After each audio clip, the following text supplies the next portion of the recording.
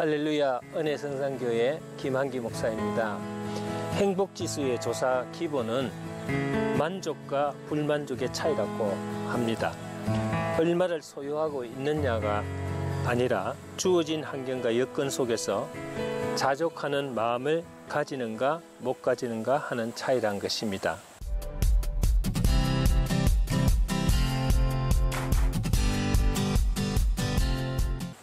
두 종류의 사람이 있습니다. 집도 있고 돈도 있고 갖출 것은 다 갖추고 살아도 늘 마음이 허전하고 공허하며 뭔가 가슴이 텅 빈 사람들이 있습니다. 바로 이런 사람은 빈둥지 증후군에 시달리는 사람이라고 합니다. 다 가지고 있는데 만족하지 못하고 늘 외롭고 쓸쓸하게 사는 사람입니다. 그런가 하면은 가진 것도 없고 자랑할 것도 없는 그런 사람이 늘 기쁘고 항상 행복해하며 감사하는 사람이 있습니다. 누가 더 행복한 사람입니까? 그리고 왜 이 사람은 가진 것도 없고 누릴 것도 없으면서 행복할 수 있을까요? 그것은 믿는 바가 있기 때문입니다. 보이지 않고 손으로 잡히지 않지만은 믿는 바가 있기 때문에 행복한 것이라고 할 수가 있겠습니다. 예전에 교회에 출석한 지 얼마 되지 않는 어렵게 사는 여지사님의 집에 신방을 간 적이 있습니다. 집사님 혼자서 공장을 다니면서 두 남매를 데리고 어렵게 사는 것을 보고 측은히 여겼는데 신방 예배 중에 너무 열심히 기도하고 기쁨으로 찬양을 하는 것을 보고 얼마나 어려우면 역으로 하나님께 몰입하여 사는구나 하는 생각을 했는데 제 모든 생각은 빗나가고 말았습니다. 남편이 고시촌에서 공부를 하고 있었는데 뒷바라지를 7년차 하고 있으며 보여준 편지 수백 통의 내용은 사랑하는 남편의 애절한 사연들이 기록되어 있었습니다. 제가 신방 갔다 온 그해 행정고시에 합격을 해서 너무나 기쁘고 좋았습니다. 사람이 사랑하며 믿는 바가 있고 의지하는 바가 있고 소망하는 것이 있을 때 삶의 생기가 솟아오릅니다. 오늘 본문 말씀은 다윗이 사울을 피하여 굴에 숨었을 때의 얘기입니다. 원수를 피해 굴로 들어갔는데 바로 그 굴 속으로 사울이 들어오게 되었습니다. 숨어있던 다윗이 사울이 그 굴 속에 들어왔을 때 어떤 생각이 들었겠습니까? 다윗은 너무 놀랐을 것이고 그리고 속으로 이제는 죽었구나, 다 틀렸구나, 끝장이라는 생각이 들었을 것입니다. 그리고 그는 잘못하면 자포자기하는 마음으로 뛰어나와 싸웠을지도 모릅니다. 그러나 끝까지 침착하게 기다렸을 때 다윗은 사울이 자기를 잡으러 굴 속에 들어온 것이 아니라 낮에 무더위를 피해 낮잠을 자러 들어온 것임을 알게 되었습니다. 사실 사울은 죽으러 들어온 것이나 마찬가지였죠. 다윗은 자기가 그동안 쫓기면서 너무나 불행하다고 생각했는데 한순간 입장이 바뀌는 것을 느꼈습니다. 이때 다윗이 깨달은 것이 무엇이겠습니까? 믿음의 확신이었습니다. 이미 나는 사울을 이겼고 전쟁은 끝났으며 이제 새로운 시대가 하나님의 은혜와 도우심으로 새롭게 열릴 것이라는 확신적인 믿음이 생겼습니다. 대부분 사람들은 모든 일이 다 이루어져야 그때서야 믿음의 확신을 가지지만은 다윗은 이미 어려움이 계속되다가 하나님이 회복할 수 있는 기회를 주셨을 때 이미 자신의 미래에 대한 승리의 확신을 가질 수가 있었습니다.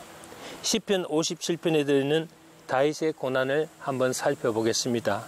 1절을 보면은 이 재앙이 지나기까지라고 했으며 6절에는 내 걸음을 장애하렸고 거물을 애비하였으니 내 영혼이 억울하도다. 저희가 내 앞에 웅덩이를 팠다고 했습니다. 재앙, 비방, 불같은 시험, 방해, 공작, 웅덩이 등 이런 것들이 수없이 다윗을 위협하고 공격했습니다. 그러나 이런 가운데서도 다윗은 7절에 보면은 노래하고 찬송하리라 이렇게 고백하고 있습니다. 어찌 이런 일이 가능할까요? 혹시 그는 고통, 불감증의 환자가 아닐까요? 그러나 그 이유를 한번 살펴보겠습니다. 첫째로 다윗은 하나님 날개 아래로 피할 수 있었다는 것입니다.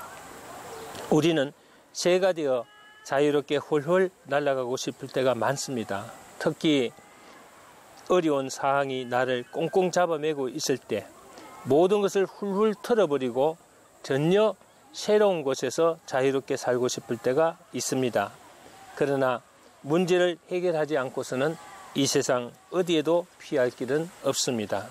본문 1절을 보면은 내 영혼이 주께로 피하되 주의 날개 그늘 아래서 이 재앙이 지나가기까지 피하리다. 이 세상에는 쫓기는 자에게 안전한 피난처라고는 존재하지 않습니다. 그런데 다윗은 하나님의 날개 아래로 피한다고 말하고 있습니다. 날개는 보호와 안전을 의미합니다.